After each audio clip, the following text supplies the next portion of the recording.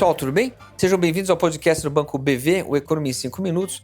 Eu sou o Roberto Padovani, junto com o Carlos Lopes. A gente vai bater um papo essa semana sobre a novela do IOF. Eu acho que a gente pode dividir essa nossa conversa em dois momentos.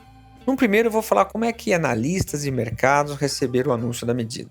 E depois o Carlos vai olhar para frente e comentar quais são os desafios fiscais, quais são os possíveis próximos capítulos dessa novela, porque é um tema ainda em discussão, ainda é um tema em aberto e, portanto, muita coisa pode acontecer.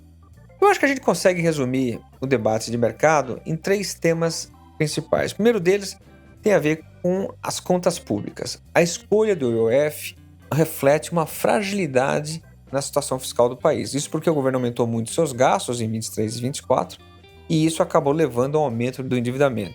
Mesmo que esse cenário não mude, o governo está tentando mostrar algum equilíbrio nas contas em 25 e 26, por isso ele está realmente muito ansioso atrás de receitas. Mas a história principal é que o IOF reflete essa situação fiscal bastante frágil. O segundo tema que foi muito comentado é a diferença de agendas. Enquanto o governo defende publicamente uma agenda do gasto, a sociedade brasileira, desde 2015, quando derrubou o CPMF, mostra que há pouca tolerância quanto ao aumento de carga tributária.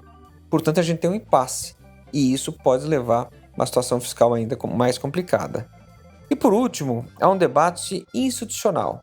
Todo mundo ficou surpreso com a escolha do IOF, e isso gera uma insegurança jurídica, porque o governo pode não só mudar as regras o tempo todo, mas como ele está tornando um pouco previsível o cenário, ainda mais considerando que a gente está fazendo uma reforma tributária para simplificar o sistema. Ele está sinalizando que ele pode usar impostos regulatórios de forma arrecadatória, gerando, portanto, muita insegurança. Mas o próprio governo também sinalizou que a escolha do IOF é uma forma de controlar crédito e câmbio, o que faz com que haja uma incerteza com relação a instrumentos. Isso já aconteceu no passado e o resultado foi uma crise de confiança. Portanto, o mercado olhou a medida do IOF com preocupação, porque mostra a fragilidade das contas do governo, um impasse em relação às agendas e riscos institucionais. Portanto, foi muito mal recebido. Mas, Carlos, olhando para frente, qual que é a história?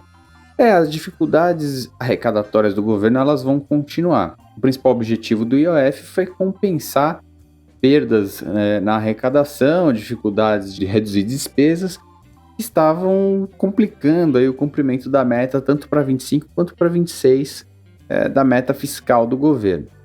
E agora, se o IOF não for aprovado ou não for aprovado na sua integralidade, o governo vai precisar correr atrás de novas receitas e é isso que ele tem tentado fazer.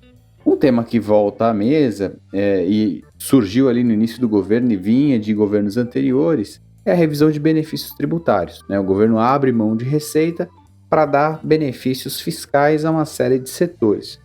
A gente tem exemplos importantes aí, como é o Simples Nacional, como é a questão da Zona Franca de Manaus, benefício para a cesta básica e uma lista extensa aí de setores que têm algum benefício fiscal.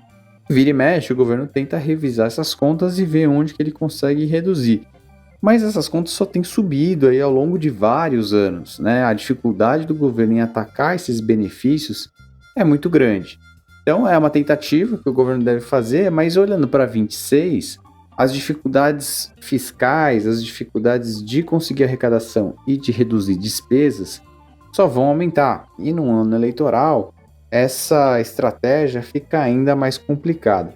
Então, olhando para frente, a ideia é que as tensões do mercado ou as preocupações do mercado vão continuar. Mesmo que a meta fiscal seja cumprida, e pode ser cumprida no limite ali na banda inferior da meta nesse ano, as dificuldades maiores para o ano que vem, politicamente é mais desafiador, vão manter o mercado sempre tenso sobre a possibilidade ou não de não se cumprir a meta, ou além de cumprir a meta, porque ela tem sido cumprida, mas o problema é que a dinâmica de dívida continua muito desfavorável. A dívida segue subindo num ritmo acelerado, mesmo com o cumprimento de meta, e é isso que preocupa o mercado, que não vê uma solução clara e eficiente, eficaz no médio prazo.